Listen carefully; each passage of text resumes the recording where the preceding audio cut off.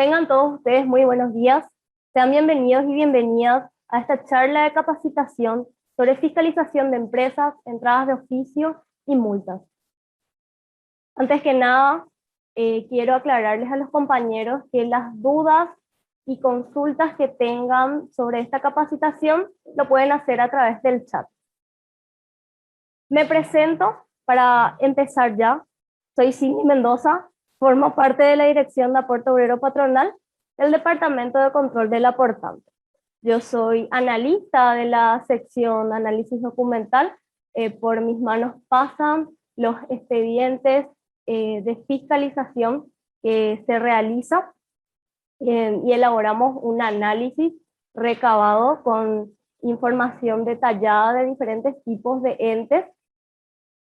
Y de eso se encarga la sección Análisis Documental, que es dependiente del Departamento de Control del Aportante.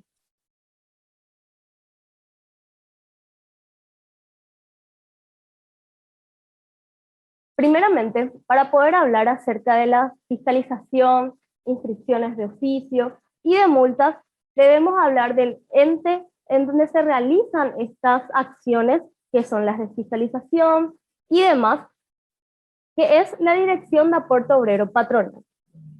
Y para comprenderla, nosotros debemos de saber a cabalidad su misión y su visión.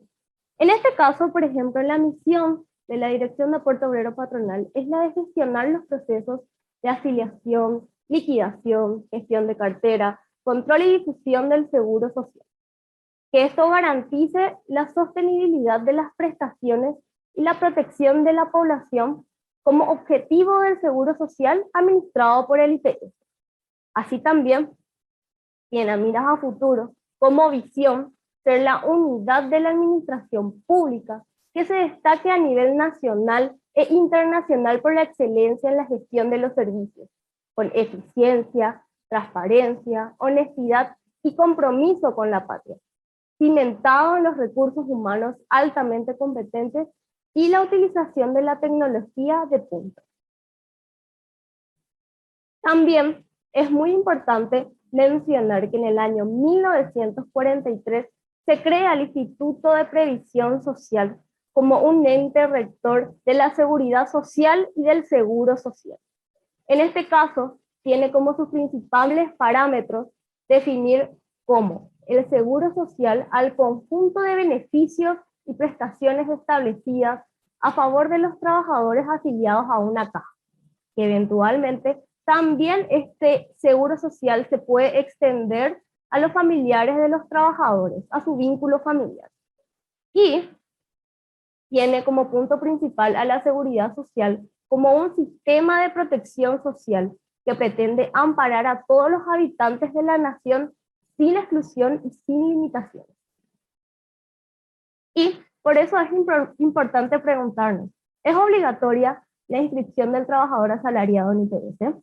Y yo les cuento que sí, es obligatoria e incluso se encuentra legislada en el artículo 3 de la Carta Orgánica del Instituto de Previsión Social en el Decreto Ley número 1870/1950, aprobado por la Ley número 375/1956, modificado por el artículo 1 de la Ley número 427/1973. Y este artículo habla acerca de que es sumamente importante la inscripción del empleador, así como también la inscripción del trabajador, desde el inicio de sus tareas laborales e inclusive en el periodo de prueba. Habiendo aclarado ya un poquito estas cuestiones de una forma introductoria, podemos ir al objetivo de esta charla, y que en este caso yo les estaré hablando acerca de las multas que les son impuestas a las patronales o a los empleadores. Y nos preguntamos, ¿cómo se dan estas multas? Pues estas multas la mayoría de las veces son generadas a raíz de una verificación in situ o una inspección que realiza la sección Inspección y Verificación del Seguro Social, también dependiente del Departamento de Control del Aportante, ya como había mencionado. O también en algunos casos se da por alguna omisión que ya realizada por la patronal que ya se encuentra escrita.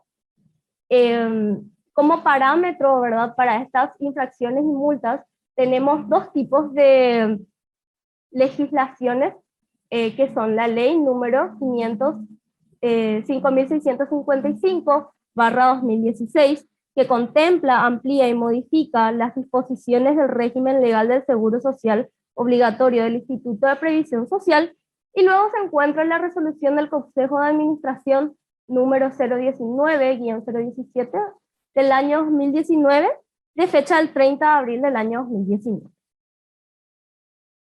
Esta resolución del Consejo número 019 clasifica de cierta forma las multas e infracciones. Y las clasifica de 4 maneras: leve, media, grave y muy grave. Asimismo, esta graduación de leve, media, grave y muy grave se da bajo ciertos parámetros que son de acuerdo al beneficio que pudiera ser obtenido por el infractor, también de acuerdo a la gravedad del daño o potencialmente producible en perjuicio del asegurado o del trabajador o de sus asegurados, y la reincidencia. De esta forma, quienes incurren en las infracciones administrativas serán sancionados con una multa que se calcula a través de días multa. Existe un mínimo que es el de 10 días multas y un máximo que es el 201 días multas. Asimismo, aquí les presento un ejemplo de cómo se hace el cálculo de día multa, que sería haciendo el salario mínimo, estableciendo un jornal que se realiza a través de un cálculo del 26% del salario mínimo por el 26%, se obtiene un número que sería un jornal diario, que sería 84.340. Ese monto se multiplica por el 20% y tenemos que 16.866 por el monto de 10, que sería 10 días, y sería así el monto que sería la multa, que de 168.680 guaraníes, lo que se estaría haciendo el monto que se cobraría por el día multa. Repito nuevamente, el salario mínimo se calcula por el 26% y de ahí se obtiene un jornal diario, que sería 84.340. Eso se multiplica por el 20% y se obtiene el monto de 16.668. Eso a la vez se multiplica por 10, que sería, teniendo en cuenta 10 días, y se obtiene el monto de 168.680 como monto equivalente al día multa. Asimismo, en la resolución 019 también se presenta una multa por los atrasos en planilla, que sería 2 veces el importe de la suma correspondiente al aporte obrero retenido y no ingresado dentro de los plazos establecidos. Se aplicará cuando la mora supere los 90 días contados desde la fecha de vencimiento de la primera planilla en mora. Esto quiere decir que cuando el empleador no ingresa el aporte correspondiente de acuerdo a sus trabajadores, entonces se le genera una mora y una multa por no haber ingresado estas planillas. Aquí les muestro una tabla en donde se especifican las infracciones leves establecidas en la resolución 019. Como por ejemplo, se darán cuenta, todos están establecidos por días multa, que serían 10 días, están establecidos por trabajador, y ahí está establecido también el monto que estuvimos viendo anteriormente, que sería 168.680. En este caso, por ejemplo, podemos mencionar que está la comunicación tardía de la entrada o salida de los trabajadores cuando se realiza a instancia del empleador hasta 90 días, lo que recién estuvimos viendo. También está la falta de inscripción o entrada de los trabajadores, la omisión parcial de depositar aportes por trabajador. Esto quiere decir que el trabajador recibe una remuneración de cierto monto, pero en las planillas que hace figurar el empleador no coinciden, y también haciendo una búsqueda en las planillas también de los demás entes de organismos oficiales, como por ejemplo el Ministerio de Trabajo. También está la comunicación tardía de inscripción patronal como consecuencia de alguna actuación de la Dirección de Aporte Obrero Patronal, como la verificación in situ. También la omisión o negación de suministrar información de los afiliados, o sea, de los trabajadores, y la denuncia tardía de accidentes laborales. Pasando a la siguiente tabla, también están aquí las infracciones medias, que como pueden ver, sus días multas aumentan y son 31 días. Esta vez es por trabajador y por empresa, y también tiene un monto más elevado, que es el de 522.908. Y aquí, por ejemplo, tenemos la reincidencia en infracciones administrativas leves en el periodo comprendido del 1 de enero al 31 de diciembre de cada año. Esto quiere decir que si durante un año un empleador cometió más de una infracción leve, entonces también se le aplica una infracción media, porque cometió varias infracciones leves. Pasando al siguiente, también está aquí la comunicación tardía de entrada o salida de los trabajadores a instancias del empleador como consecuencia de alguna actuación de la Dirección de Aporte Obrero Patronal, o sea, una verificación in situ. También la comunicación tardía de entrada o salida de los trabajadores a instancia del empleador luego de 90 días posteriores al inicio o término del vínculo laboral respectivamente. También la negación a procedimientos de inspección por rechazo u obstrucción. Esto quiere decir que si durante la verificación in situ que realizan los inspectores, las patronales se niegan a que los inspectores realicen esta verificación, también reciben una multa. Y la omisión total de depositar aportes por trabajador. Esto quiere decir que pasó un tiempo de varios meses en el que el empleador no depositó el monto que tuvo que corresponder al trabajador. Aquí vemos también la tabla de infracciones graves, que también aumenta los días multas y pasan a ser 101 días multas. Se realiza a través de por empresa y tiene un monto de 1.703.668. Y aquí también está la comunicación tardía de la inscripción patronal, la falta de inscripción patronal, la falta de actualización de datos del empleador, la reincidencia en infracciones administrativas medias en el periodo comprendido del 1 de enero al 31 de diciembre, y así como había también explicado, que sería cuando dentro de un año un empleador comete varias infracciones medias, entonces se le computa también una multa por infracción grave por haber cometido más de una infracción media. Y también está la negación a procedimientos de inspección por intransigencia y oposición al procedimiento. En la siguiente tabla podemos ver las infracciones muy graves, que se calculan a través de 201 días multas. Tiene un monto de 3.390.468, y ven que esto se resuelve a través de un sumario administrativo. ¿Qué quiere decir eso? Que una vez que se vea, que se investigue que se cometieron estas infracciones, eso va a pasar a través de un análisis exhaustivo que luego el Consejo de Administración va a resolverlo mediante sumario. Tales infracciones son la reincidencia en infracciones administrativas graves en el periodo comprendido del 1 de enero al 31 de diciembre de cada año. Esto quiere decir que en el periodo de un año, si un empleador cometió más de una infracción grave, entonces también se le puede calcular una infracción muy grave y entrar dentro del proceso de sumario. También está la omisión de depositar aportes cuando, consecuencia del aporte no realizado, el trabajador no puede acceder a la jubilación o acceder a la misma será con un haber inferior al que le debería de corresponder.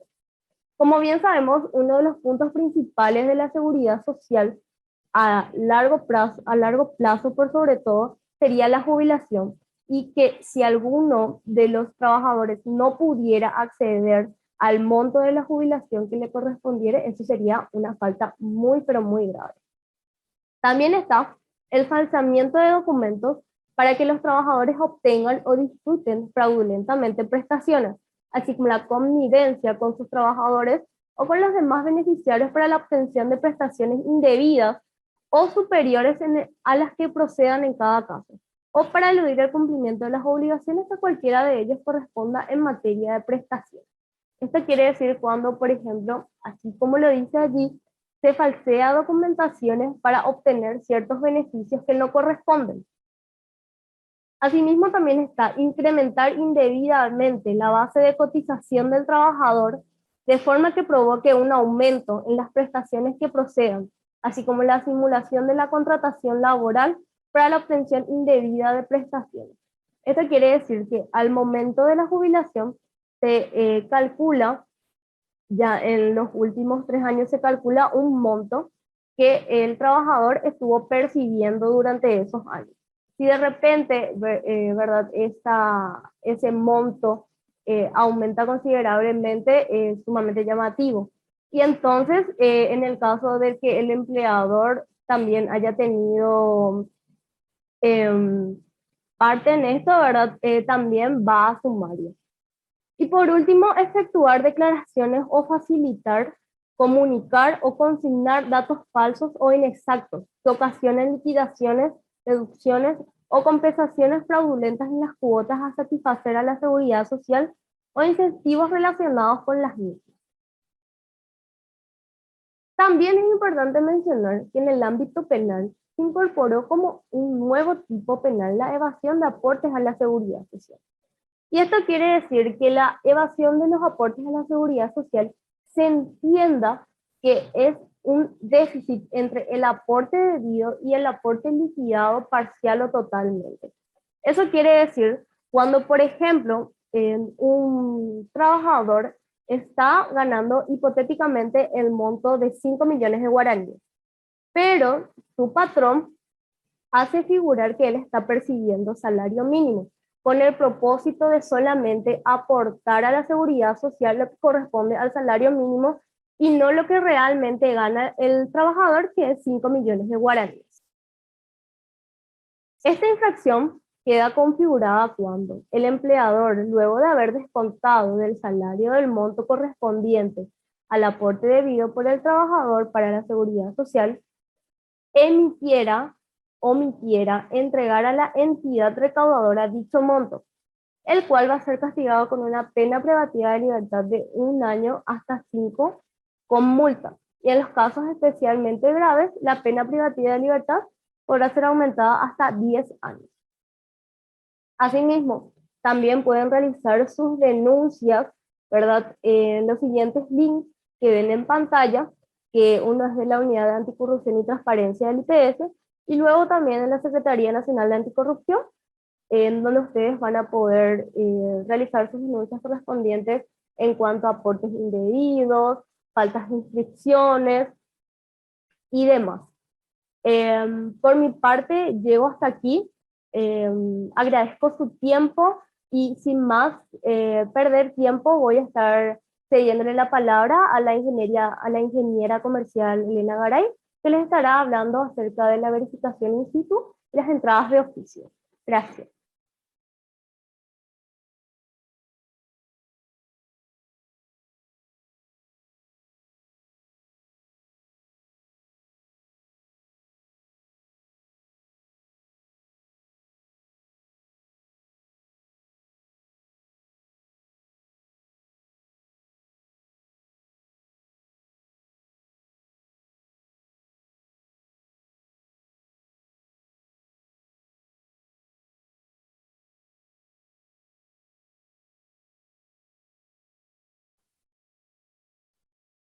Buenos días, ¿cómo están? Mi nombre es Elena Garay, soy inspectora de Seguridad Social del IPS. voy a hacerles una charla sobre nuestra inspección. El inspector de seguridad social es un funcionario contratado permanente del Instituto de Previsión Social, dependiente de la sección Inspección y Verificación, dependiente del Departamento de Control del Aportante. Quería hablarles un poquito sobre cómo es nuestro trabajo, cómo es el trabajo que nosotros realizamos. Empieza primeramente con una orden, que es una carta de acreditación, donde figuran los datos del empleador y los datos del empleador, como sería el nombre, el RUT de la empresa y la dirección que se asigna, que el empleador asigna dentro de nuestro sistema SAOP, que es del registro de datos del empleador, ¿verdad?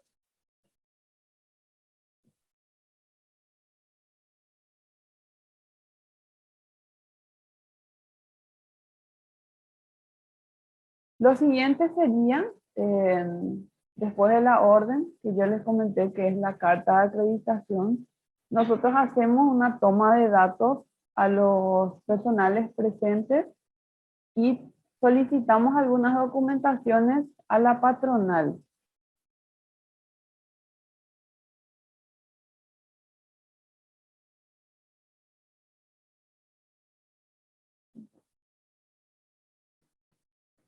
La ley que nos habilita a los inspectores de seguridad a hacer dicha inspección y verificación sería la ley 1860/1950, con el artículo 69, que dice: las firmas patronales se hallan obligadas a facilitar la inspección prevista en el artículo 15, inciso K, donde pedimos algunas documentaciones, ya sea el impuesto a la renta, los libros exigidos por la dirección de trabajo, solicitamos también contratos de trabajo de las personas presentes, también en el caso que hayan subcontrataciones, también solicitamos facturas de las personas que son personales independientes.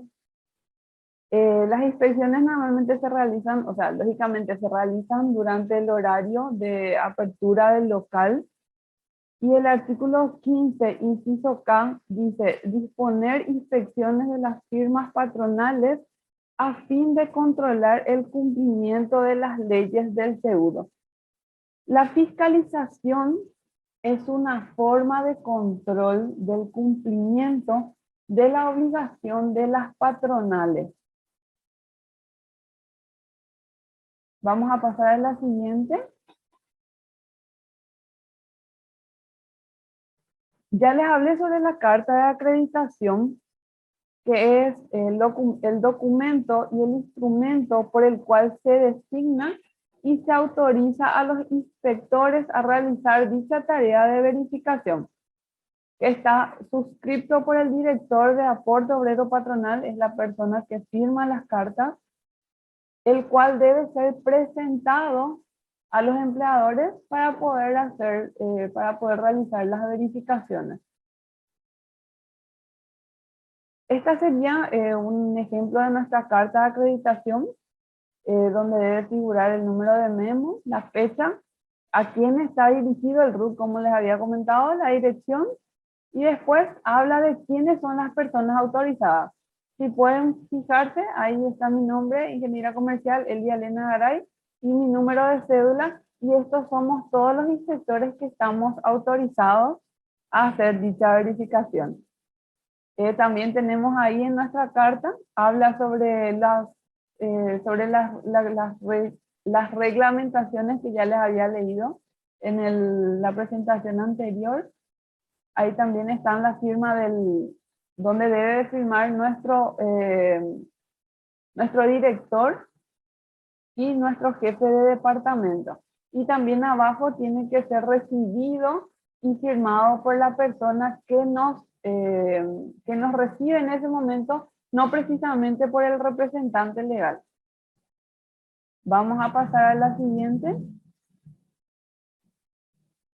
Bueno, nuestro siguiente documento sería el acta de verificación in situ. El acta de verificación in situ es el principal elemento que da inicio a la fase del proceso administrativo. ¿Por qué habla del inicio?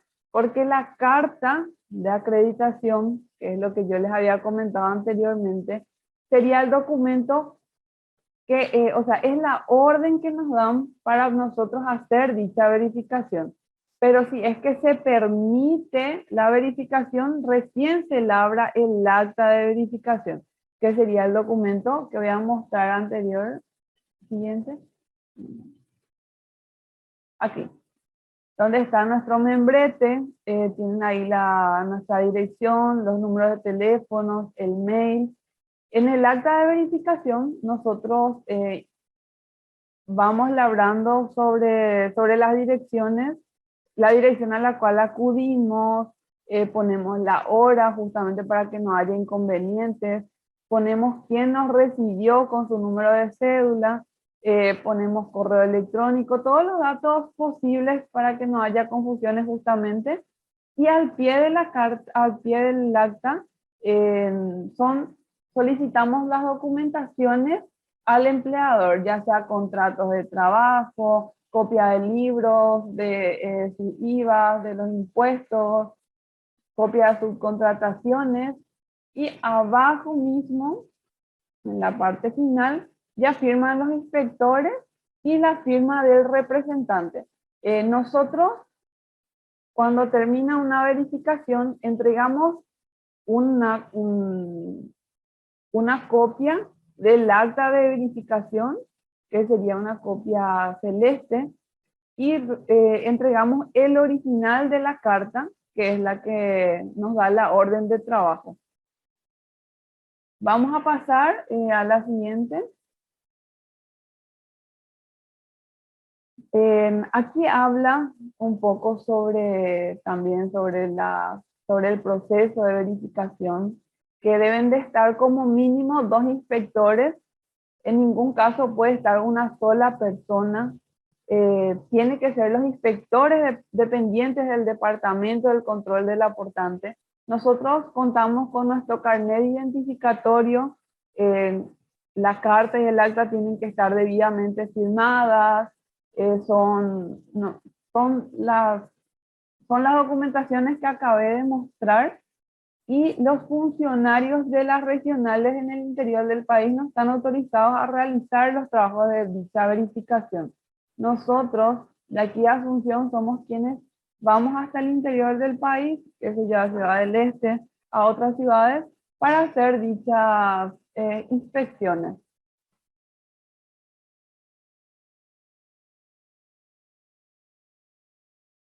Habla nuevamente del proceso de la verificación, donde nosotros nos presentamos con nuestras identificaciones, damos la carta, le preguntamos si es que quieren, o sea, le preguntamos si es que hay una persona que nos pueda recibir esa documentación. Si no está en ese momento el representante, se puede hacer una llamada telefónica o se puede hacer una autorización en simultáneo, no hace falta que esté presente, así como les comenté.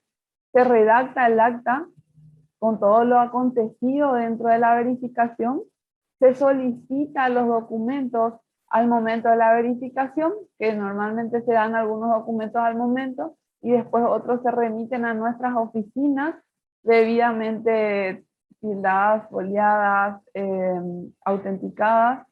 Después durante la verificación se hace el relevamiento de datos de los trabajadores presentes. Este es un punto fundamental que quería recalcar: el relevamiento de datos de los trabajadores presentes. Ahí no solamente, ponerle que nos vamos a una industria, que es una industria grande, donde ellos tienen personas subcontratadas. Entonces nosotros tenemos que tomar datos de todos los presentes. No importa que sean funcionarios o no, o sea, empleados o no de dicha empresa, igual tenemos que tomarle los datos para poder corroborar que no tiene ninguna relación laboral con la empresa verificada. Pero de todos modos, eso no incurre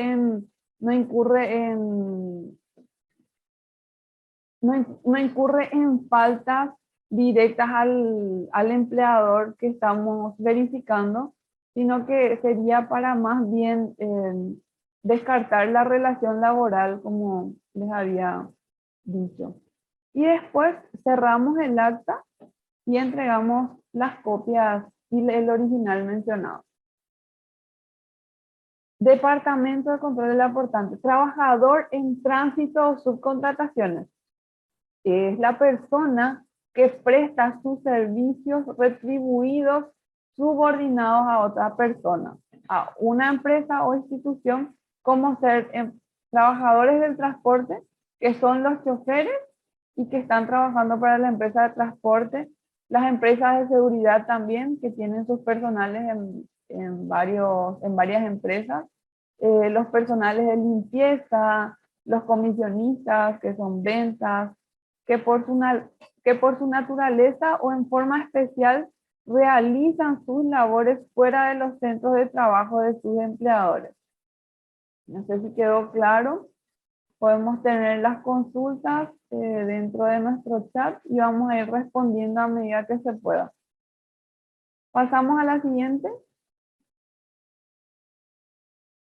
Vamos a hablar nuevamente sobre las multas que también proceden después de las verificaciones, ¿verdad? Después de las fiscalizaciones.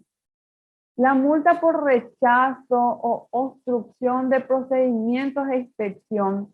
La obstrucción también puede ser que nos quieran negar tomarle datos a algunos empleados presentes. Sería 522.908.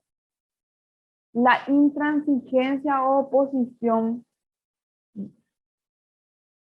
a los procedimientos de inspección sería 1.703.668. También habla ahí sobre la intransigencia, es cuando ya no es, o sea, cuando deja de ser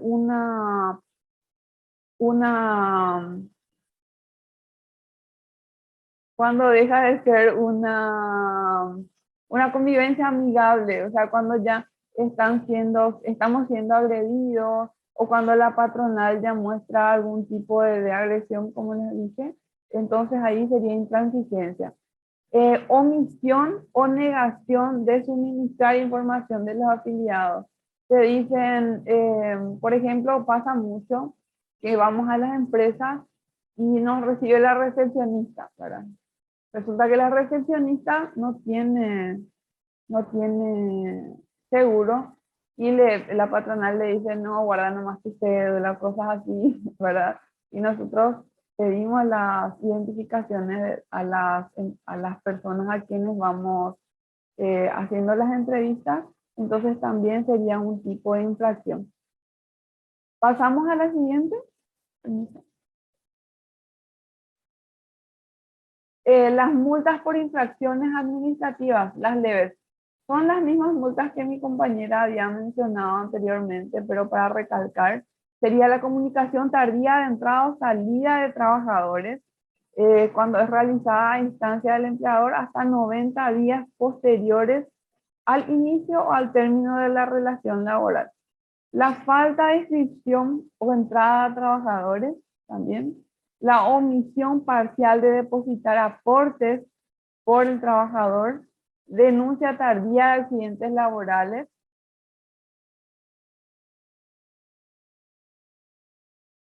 Multa por infracciones administrativas medias.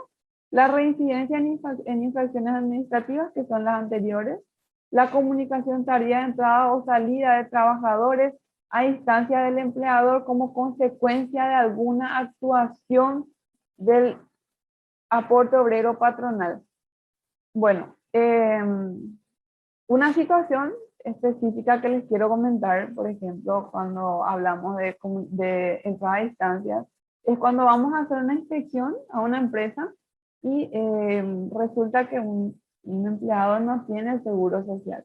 y hacemos esa verificación el día 14 de junio y se le ingresa al personal, o sea, se le ingresa retroactivo, se le ingresa por lo menos, ponerle que el 12 de junio, pero nosotros en nuestro sistema tenemos un registro de cuándo fue el día que se procesó esa entrada. Entonces, a eso nosotros le llamamos entrada de instancia y que tiene esta multa que serían 522.908, ¿vale? Como para que manejemos los términos. La comunicación tardía de entrada o salida de trabajadores a instancia del empleador luego de 90 días, que justamente es lo mismo, ¿verdad? O sea, la entrada a instancia, que es lo que ya le comenté, y después la omisión total de depositar aportes por un trabajador.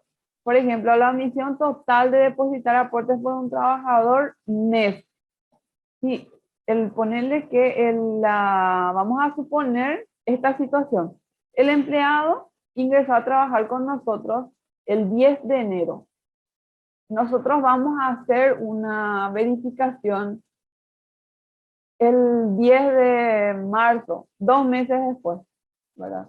3 meses, 2 meses después.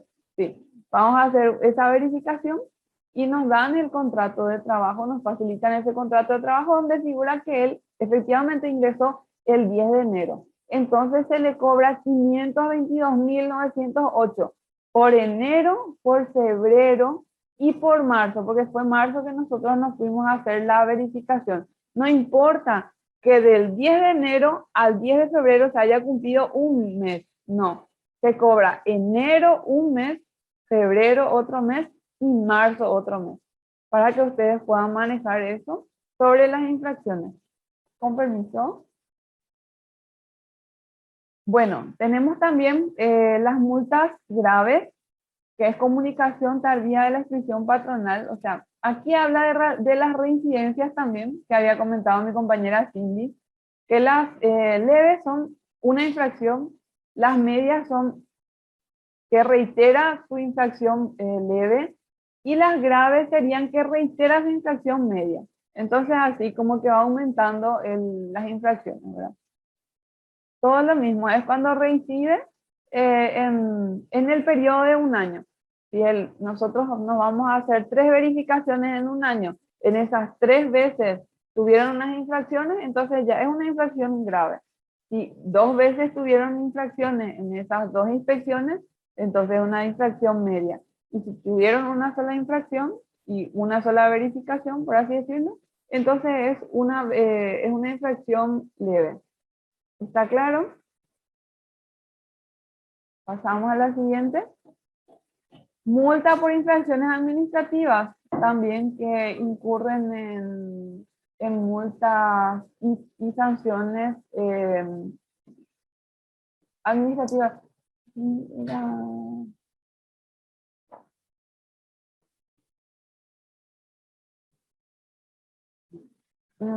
Bueno, la reincidencia en infracciones administrativas graves en el periodo comprendido entre el 1 al 31 de diciembre de cada año. La omisión de depositar aportes, cuando como consecuencia del aporte no realizado, el trabajador no puede acceder a una jubilación o la misma, o puede acceder a la jubilación, pero con un haber menor, ¿verdad? Eso incurre también en sumarios. En sumarios nosotros tenemos la facultad de realizar sumarios en el caso de que las faltas sean muy graves. Vamos a pasar a la siguiente.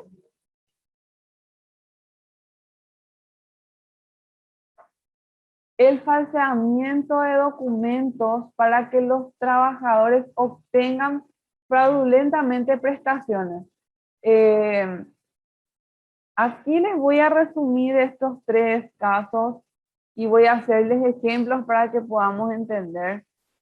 Nosotros tenemos una figura que se llama seguro de favor, que es cuando tu amigo, tu vecino, alguien conocido, te dice, asegúrame, por favor, quiero tener, o yo tengo una enfermedad y quiero tener esa consulta en IPS, porque lógicamente IPS tiene una cobertura que ayuda en muchos casos.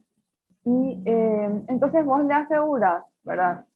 Y eso se llama seguro de favor, donde nosotros normalmente por gerencia de salud hacemos una investigación y hacemos las verificaciones, nos vamos a fiscalizar y si no le encontramos a esa persona y si no podemos constatar la relación laboral, se hacen ciertos procedimientos administrativos internos, ¿verdad? Después, eso sería en el primer caso. Después, en otros casos, por ejemplo, se incrementa indebidamente la base de cotización del trabajador, ¿verdad? Que hablaba también mi compañera Cindy, que es cuando una persona va a jubilarse. Normalmente el IPS toma los 3 últimos años de aporte, como para ir analizando mejor qué monto se le va a pagar a esa persona en su jubilación. Entonces, eh, como que la patronal en complicidad al empleador hacen que suba considerablemente su salario, pero que no es lo que corresponde, ¿entendés? O sea, si sube, o sea, si corresponde de verdad, si ellos por A o B motivo, porque el trabajo es más rentable o por cuestiones internas entre la empresa y el empleador, si corresponda esa suba del monto, aplica, pero nosotros también vamos investigando si ese tipo de situaciones son veraces o no. Vamos a pasar a la siguiente. Tenemos nuestros canales de consulta y denuncias para cualquier tipo de preguntas que tengan. Tenemos en nuestro departamento de control del aportante nuestra línea baja, nuestro email, nuestra mensajería. Después tenemos también nuestros canales de denuncia de la Unidad de Anticorrupción y Transparencia, si quieren anotar.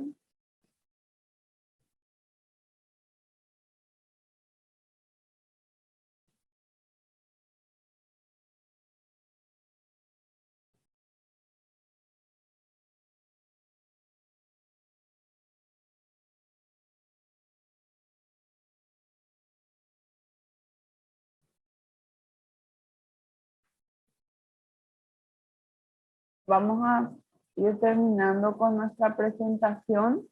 Les agradezco mucho su participación. Vamos a estar nuevamente en una charla a las 2 de la tarde. Vamos a estar esperándolos nuevamente. Tenemos nuestros canales para seguirnos también en las redes sociales de la Unidad de Promoción y Difusión del Seguro Social. Estamos como Dirección de Aporte Obrero Patronal Medio IPS en el Facebook y en YouTube. Y estaríamos subiendo todas las informaciones y vamos a ir respondiendo a las consultas cuando vayamos terminando. Ya estamos, ¿verdad? Dale. Muchas gracias por su atención.